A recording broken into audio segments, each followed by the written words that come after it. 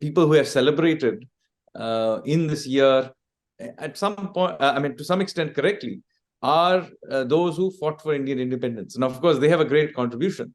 But I think there is also a case of celebrating those who, after independence, have contributed in the last 75 years. So this book is explicitly about those who made a contribution after independence. So there are writers here, there are military heroes, there's an archaeologist, a historian, there are people from science, from business, and even lesser known fields. One of the things I've tried to show through this book is really the shabbiness with which we have ended up treating some of our icons. An important part of this is simply putting down and recording who are these people, why were they important, and then hopefully have triggered enough interest that people will go and read about them. But by the way, here is the book. And at the back, you will see that there is a lot of references.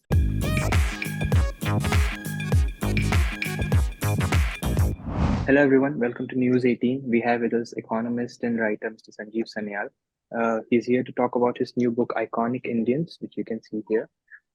Thank you so much for joining us, sir. First of all, you do enjoy Pleasure. writing. You do enjoy writing, don't you? As an economist as well, you do enjoy writing thoroughly. Well, I mean, I won't say I actually enjoy the writing part. I actually enjoy the researching part. And then having researched it, I somehow feel obligated to write it. So, and this is, by the way, not uncommon. Many writers actually find it quite hard to write, even writers who do it professionally. So, I will not say I actually enjoy writing at all. What I do like is coming up with ideas and researching them and so on. And then, as I said, I almost feel obligated to put it down on paper afterwards. So this book is an idea. It talks about 75 important people who've shaped our country. Was that always on your mind, or was it something that came up spur of the moment when we were celebrating 75th year of independence? Well, I mean, this is clearly the fact that we are publishing it in this year is no coincidence. It's about the Azadi Kamrit Mahotsav. Clearly, this is the number 75 is derived from the fact that we have been free now for 75 years. So this is therefore a little, what you can say, a humble tribute from both me and from Rajesh, my co-author, on providing a tribute to the 75 great iconic Indians who have defined post-independence India. Correct. So I want to make a point out of this, because you see a lot of the discussion and debate about and people who have celebrated in this year, at some point, to some extent correctly, are those who fought for Indian independence. And of course, they have a great contribution. But I think there is also a case of celebrating those who, after independence, have contributed in the last 75 years. So this book is explicitly about those who made a contribution after independence. How did you go about selecting the individuals in this list? Because we are looking at trying to maintain a gender ratio. We're trying to pick people from all fields. How did you ensure that there is a proper ratio maintained?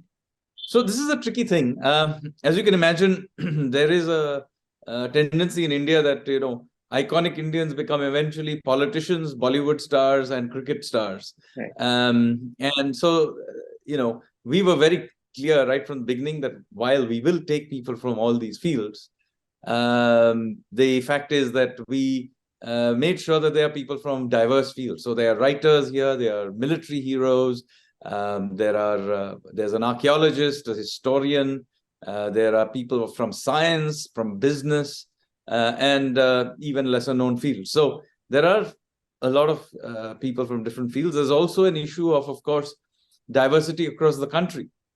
As you can imagine, Delhi and Mumbai would end up dominating all the better known names just because they happen to be from those two cities where there's a lot of media and so on. So there had to be enough sort of spreading out across the country, finding people, for example, from the Northeast, which very often gets left out in the conversation, but also from some of the other smaller states. Then there was also another tricky issue, which we must not forget. There is a tendency of giving a lot of weightage to our own times, Right. and to perhaps the times when we became independent. and the intervening period being kind of being dropped. So we had to be fair to all the decades in a sense. While you can't be, none of this can be done neatly, but we did try to balance out various things from region to sector to time to gender to various other considerations that we used. Now, some of those names are relatively easy to identify. I mean, clearly nobody will object to say a Kapil Dev or a Dhoni or Prime Minister Modi or Jawaharlal Nehru or Amitabh Bachchan or Sardar Patel. Those kind of characters are obviously big contributions to post-independence India. The real problem comes when choosing many of the others and making choices as well. But we did find lots of interesting people with extraordinary contributions to India's, post-independence India's life, and we had to eventually. We left out quite a few people we would have perhaps otherwise had, but we were also quite clear that we wouldn't go past the 75 mark because there is no end to it at some level. Right. So we put a hard limit at 75, and that's how we went about it. A lot of these individuals are still with us here today, so that means a lot of their achievements are yet to be achieved, if I can say so. So how did you ensure that that must have been tricky as well, because there's so much left for them to do now? That is a tricky issue. Now, to be fair, many of those who are icons may be alive, but they are retired or they have achieved enough that their names are there, irrespective of what they achieve going forward, because these are all all-time greats. Right. So, for example, Neeraj Chopra may go on to win a large number of medals, but the fact that he won that one javelin, the first individual athletics gold in that sort of way, puts him right out there. Whether no matter what he does afterwards, in a sense, that is good enough, that is iconic enough for him to have been in the book. Okay. Now, of course, he may go on and do other things, but there are relatively few such people who, in the very end of the book, who still have stuff to do. Prime Minister Modi, I mean, he has already earned himself a place in history, but of course, I mean, he's still the prime minister. He's still doing things. It's entirely possible that a future book about him will place greater emphasis on things he has not yet done. But he earns his place already in the book, and so right in the book itself, we mentioned that look, how he is judged in the future. Of course, we cannot tell. But up to now, this is the story. Now, of course, there is one more issue. There are many people we thought about who are probably having achievements today, who we don't know about, who maybe when the 100th year is celebrated, those names will be in here. Those people may already be well known, but perhaps we have not put them here because one, as I said, we had to be clear about the 75 cutoff. But also, the fact of the matter is, perhaps their best contributions are still in the future, even if they're already well-known people today. Right. It must be hard to strike a balance between the unsung heroes and the known ones. So I see you've tried to do that as well here. Absolutely. So there were a large number of, I would say, unsung heroes. This is 75 iconic people. They are the best of the best. In their time, they would have been really famous. Correct. But the problem is today, sitting here in 2022, we may not remember them. I'll give you a few examples of people who have been absolute icons in their time. Balbir Singh Dosanjh. Yeah. Okay. Is post-independence India's greatest hockey star. I mean, he starred in two gold medals in the Olympics. He was in the 1950s. He was the most recognized sportsman in this country, and so there was no question that he is an icon. But the problem is he is not recognized today because first of all, hockey itself went through a bit of a downturn in the 80s, 90s before the recent revival. And memories of Balbir Singh Dosanjh as a superstar have now faded. Right. Another character, another sports star, in fact, is Mihir Sen. Yeah. He is arguably one of the greatest, if not the greatest, long-distance swimmer of all time. And he, again, was a superstar in his time. But it's quite possible that people who are now at university may not even have heard his name or that of Balbir Singh Senior. Some other names as well. Shambhunath Dey. He is one of the greatest scientists India has ever produced. His contribution is figuring out how cholera spread. Now, this is not a trivial thing. Cholera was one of the biggest killers before independence and even after independence in the initial decades.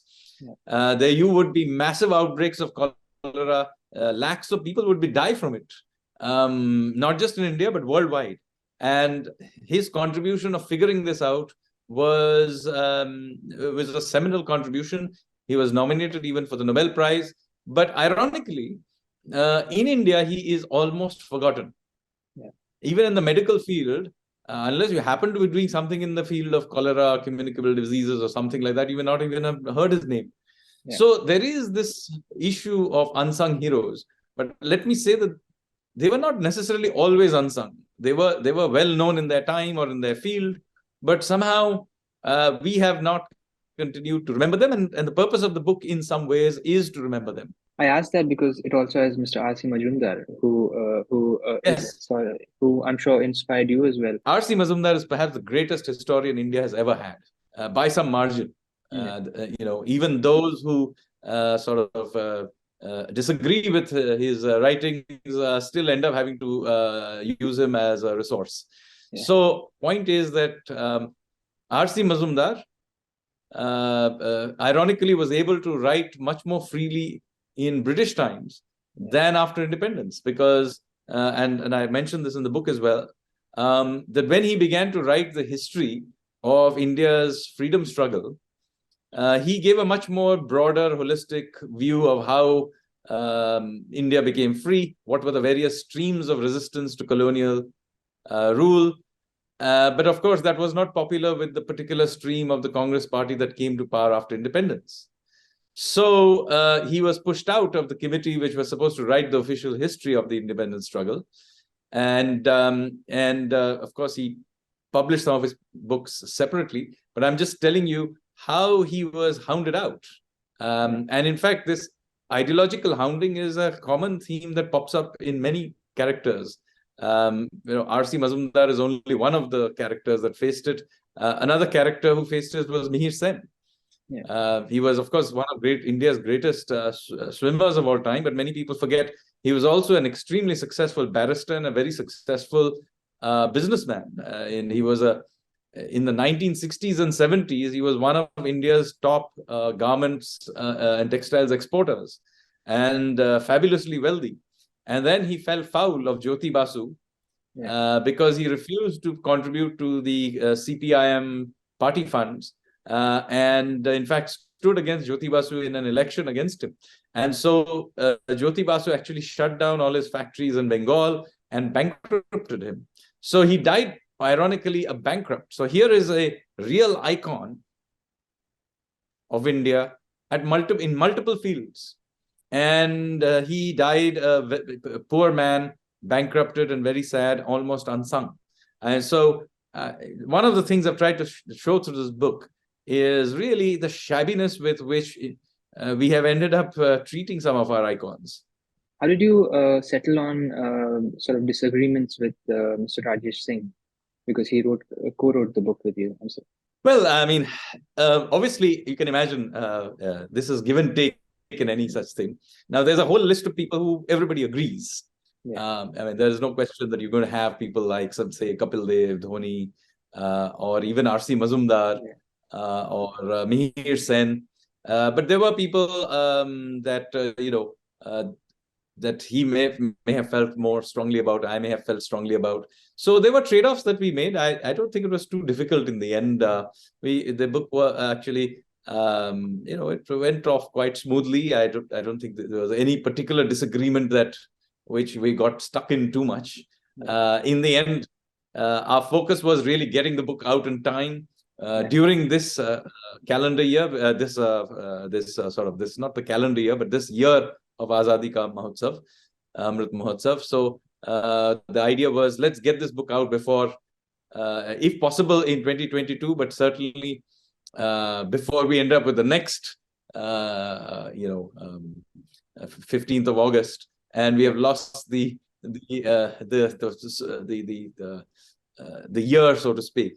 So I thought, we were focused on getting the book out, and there were some we had to drop, but I think most of the ones we included or dropped was basically eventually a consensus that we all reached. And of course, we had our editor too, who had Yamini, she provided us with a lot of opinions as well. So on the whole, it was quite smooth. I wouldn't say there were any major disagreements as such. I was watching the book launch, and you spoke very passionately about the launch of the Maruti car, and I suppose that had a big influence on you. And as an economist as well, it must have sort of opened up the door to new possibilities that India could have achieved in the future. Absolutely. I mean, those of us who were born in the 70s and effectively became sort of more conscious of the wider world in the 80s. For us, for this generation, the launch of the Maruti car was a real seminal moment. So almost every one of us will remember the moment where we encountered the Maruti 800 for the first time and sat in it. It was a really important event in our lives, because till that point, all the products that we were always sort of exposed to were all shoddy products. I mean, it's not just the cars. I mean, the Ambassador car, of course, was already sort of a symbol of the license permit socialist era.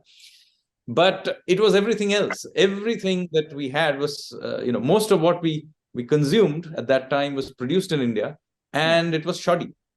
If you wanted a phone, you'd get, a landline. It wouldn't work half the time. Shoddiness was everywhere. Much of it produced by public sector companies, but even when produced by private sector, shoddiness was a way of life. And here pops up a car.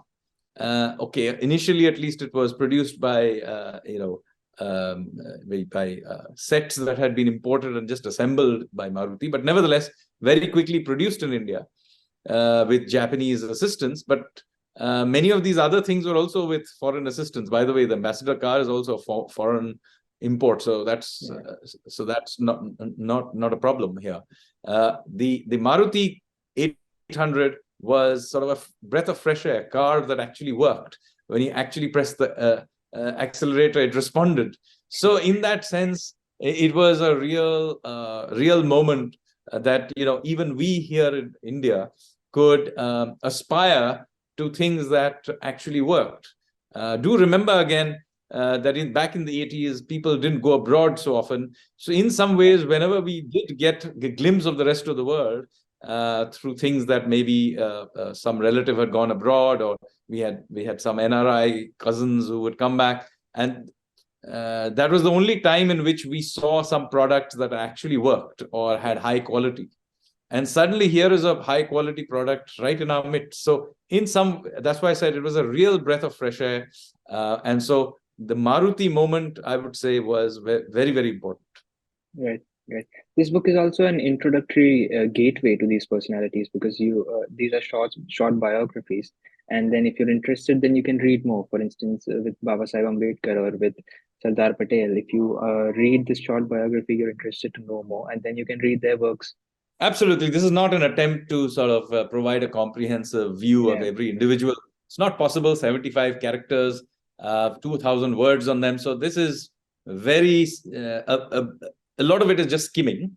We don't make any sort of claim that this is some great academic piece of literature on each one of these characters. The idea is to introduce Indians in general, but specifically the younger generation, to the characters who created India. Some of those names they may hear about. I mean, people who are right now, let's say, in their late teens or early 20s, may not even know very much about somebody which my generation would take for granted, like, say, for example, Hema Malini or Kishore Kumar, even characters like Salim Ali or Anant Pai. I mean, yesterday I was at Hindu College, and I asked people in the audience how many of them had read an Amar Chitra Katha. And actually, there was literally one or two people in the entire audience. Now, if we had done this back in when I was at university, I would have got 100% hit rate. So, an important part of this is simply putting down and recording who are these people, why were they important, and then hopefully have triggered enough interest that people will go and read about them. But by the way, here is the book. And at the back, you will see that there is a lot of references and all the notes. So every single one, there is a reference to a book or articles or various other interviews and all kinds of other things about these characters, so that somebody who's reading this will have an immediately be able to go and read more about them. In a few cases, there is, since these people are icons, there's actually plenty of them have books about them. But in a few cases, there aren't full books, but you can still know enough about them to reconstruct their life through articles and things like that. So there is enough to read about them. But the idea here in this book is to provide some sort of a simple framework of what they were about. Those who are interested in going deeply obviously have lots of resources right in this book, mentioned in this book. But an afternoon of Googling will be good enough to get you lots more materials. Yeah. Final question. When we got independence, a lot of people in the West thought that the country would get fragmented in the coming years. So it is kind of fitting that you start with Pandit Nehru, J.R.D. Tata, and Sardar Patel, and then you end with Mr. Poonawalla and Prime Minister Modi. Can you talk a bit about these years, these perceptions that countries had about us, and where we are today? Well, there's no question that many people would have written us off in the early 40s, in the 40s and early 50s, and even into the 60s and 70s, there were plenty of people who thought that India would just fragment. And by the way, these fears were not entirely, to be dismissed. When India became independent, there had been partition. Much of the landscape was covered by princely states, many of whom were quite unwilling to sign on to becoming a part of India. And there were countries where there were princely states where the army or the police had to be sent in, like Hyderabad, for example, or Junagadh, and so on. And then, of course, there were still parts of the country occupied by other European powers. So, for example, Goa and Pondicherry and so on. So the uniting of India is not something that, it didn't happen in one shot. It was still going on in the 70s, for example, with Sikkim being added to the Union. So the fact that we were sort of distributed and fragmented is certainly something that had to be taken into account. And the specific case of Sardar Patel's contributions in sort of welding the country together is certainly something very, very important. But even into the 80s and 90s, there were a lot of secessionist movements in the Northeast, of course, Kashmir, and then, of course, the various Maoist movements. And as recently as 2010, these movements were extremely powerful. There were parts of the country which even today there is Maoist echoes of that movement in certain parts of the country. They have certainly weakened very, very substantially, but they have not completely disappeared. They pop up, and of course in Kashmir they are still there, particularly with the support of a certain neighbor to our west. So these things have been around for a while, and not surprisingly, there have been from time to time those who would predict that India would just fragment into pieces. But it has held together and endured. And there are contributions, of course, from the political leadership, who are all mentioned, as you mentioned. The book begins with Jawaharlal Nehru and ends with Prime Minister Modi. But let me say that there are many threads that hold us together beyond just political domination or something like that.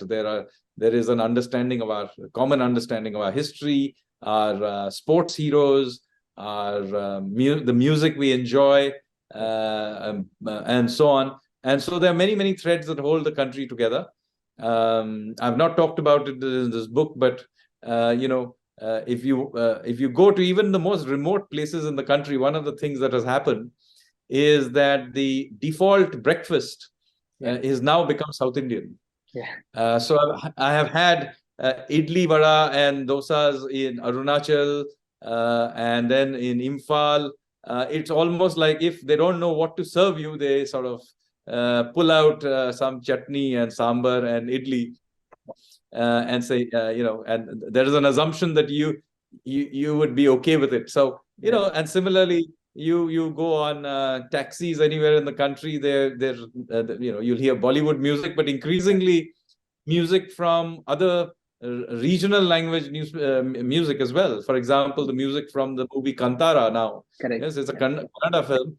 You hear it everywhere. I mean, it's like playing in the background everywhere. So I think we are welded together with a lot of different things now, and I think the depth of that, I think, was underestimated by those who thought we'll just fall apart. Yeah. That'll be all, sir. Thank you. Wonderful discussion. Thank you, sir. Thank you very much.